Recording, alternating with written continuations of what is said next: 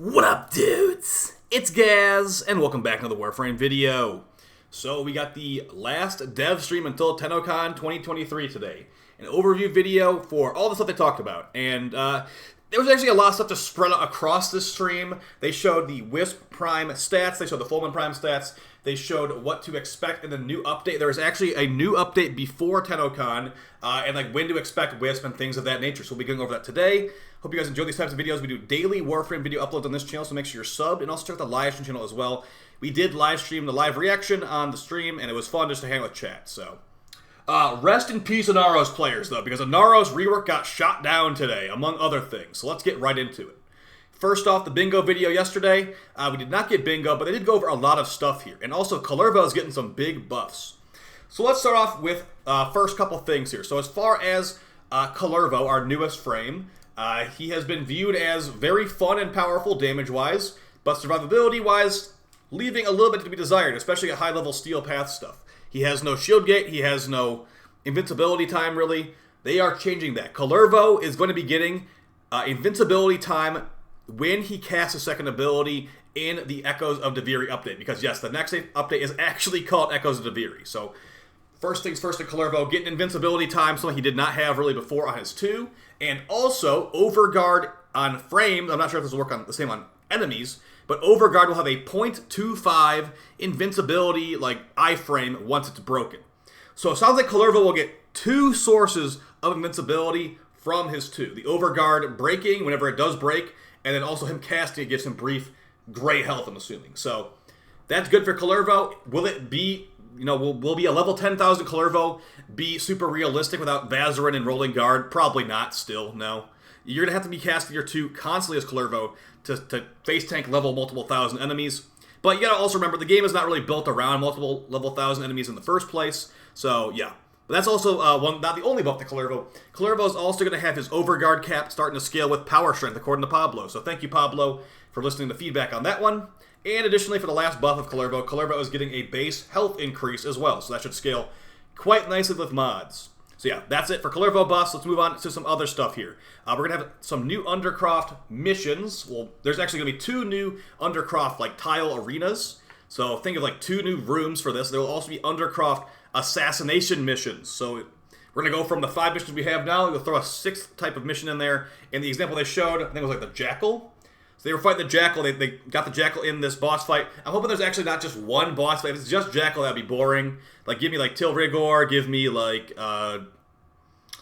maybe not Vahak, but, like, Captain Vor, that kind of stuff. So they got plenty of boss fights. Throw them in there and make it a little bit more interesting. Just spice up a little bit. Be playing this Undercroft stuff. There's new Incarnons coming, too. We're going to talk about those new Incarnons. You'll be playing some Undercroft, unless you maybe try the new thing DE's talking about. So, yeah, new Undercroft missions. That's also Wisp Prime right there. Let's go over Wisp Prime's stats. And let's also go over the Fulman Prime stats, because the Fulman Prime is actually going to be a big buff over the normal one. So you have the Fulman Prime stats right here. So as far as the buffs you're looking at here, if you have ever used the Fulman, you'll know how good these buffs are. So we first have a damage fall-off buff, so it can shoot full damage from further. It's got a magazine size buff, guys. Anyone that's used the Fulman knows how big of a deal that is. It's a battery-based weapon. It uses 10 bullets per shot. And, once you get to the bottom of the magazine or whatever, you stop shooting, it'll start recharging itself. So 80-round magazine from 60. So you're getting 2 extra primary shots. Very nice. The reload speed's actually going to be faster, too.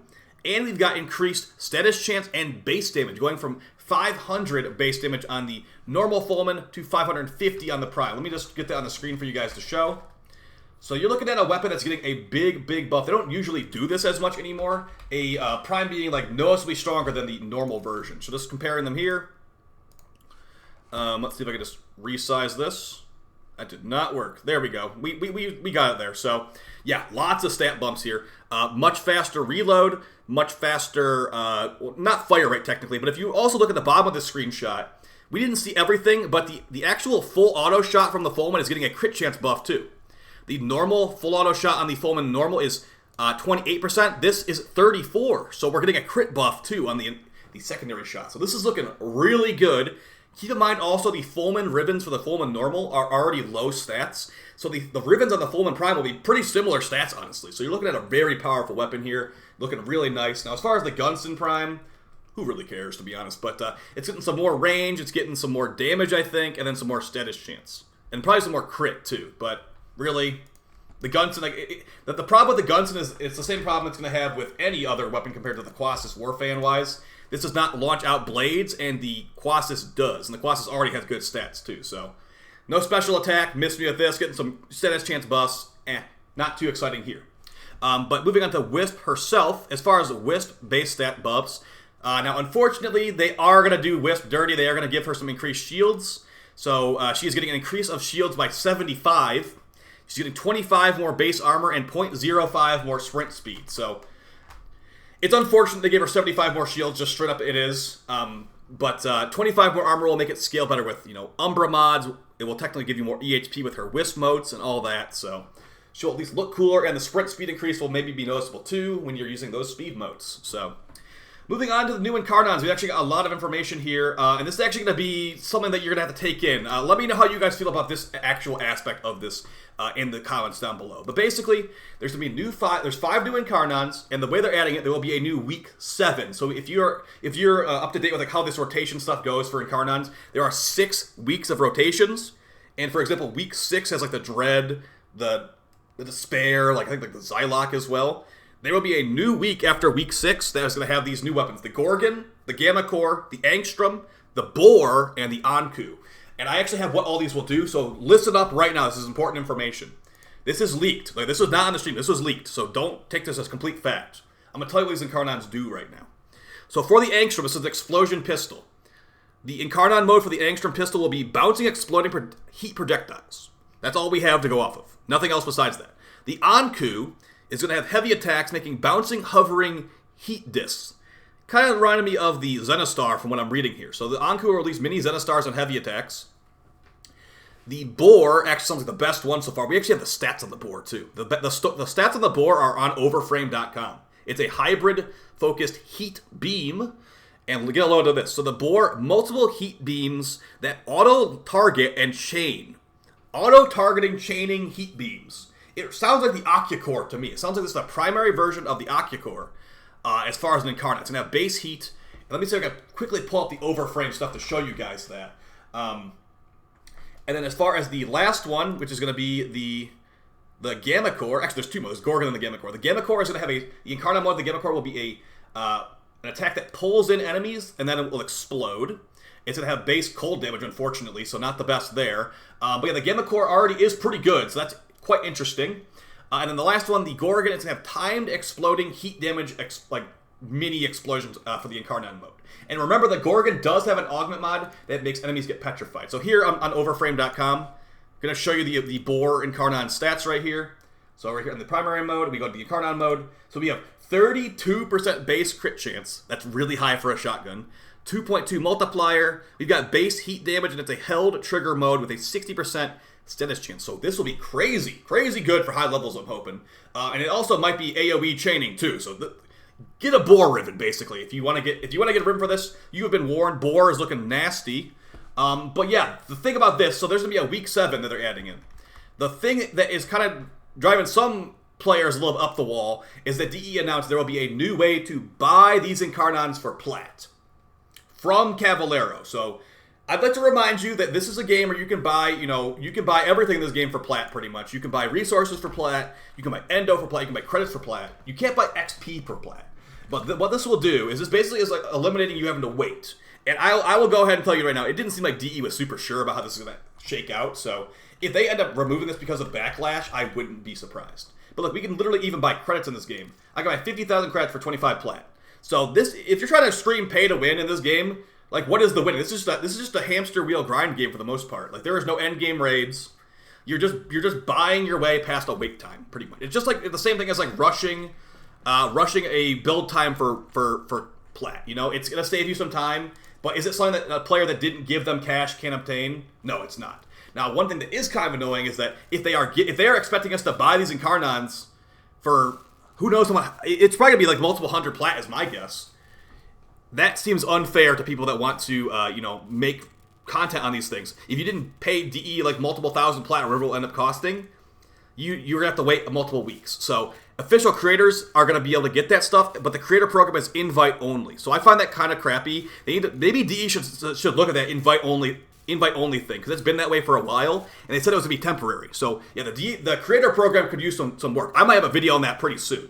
Depending on what those prices look like, if they're like obscene prices, like 500 plat per Incarnon, and non-official creators are having to pay multiple thousand plat for that, I find that to be BS with an invite-only system. So that might be a future video, so keep an eye out for that one. But yeah, as far as the rest of the stuff from the dev stream, you're going to be getting the Wisp Prime release date on July 27th, guys, the end of this month. And the update of this new update called Echoes of Deviri, they said they want to try to release it during week 7 of the rotation, so there's no like goofiness. And next week 7 would be July 24th. That is also the same week that Wisp is scheduled to release on July 27th, so I could see this update being the last one in July, and then August 26th is TennoCon, so, I'd also like to just point out that Pablo entirely shot down Megan saying Inaros rework. And then he said, Hydroid rework next. Pablo said on stream, Hydroid rework next, and I'm wondering how they're going to do that. They're going to make him have Overguard, like are they going to go full rework? Is Inaros at least in consideration a little bit? Because he said Inaros is not next on the list, even though Megan said in a dev stream, actually it was a primetime stream last year, that Inaros is next to get reworked. So I guess that was just like a complete like red herring, or maybe things have changed, because things do change. So unfortunate, I'd say he could definitely use a rework. His abilities are not really the most useful, although he is, he has a big health bar. So yeah, guys, you probably didn't really miss too much. There's a lot of stuff to go over here, but I mean, it's not really like massive new features. So, yeah. And I also like to point out, they actually said this during the stream. The Deviri, the way it is right now, is the maximum memory this game can sustain. Should they start moving on to maybe only current gen platforms or something? Because I mean, they're still waiting on cross save. They said no info on cross save, so yeah. But they did say we will get. So this is actually a big thing for cross save people. There was the official information. Okay, the announcement of the official release date. How do I put this? The announcement of the release date. So they will announce the release date for cross save at TennoCon.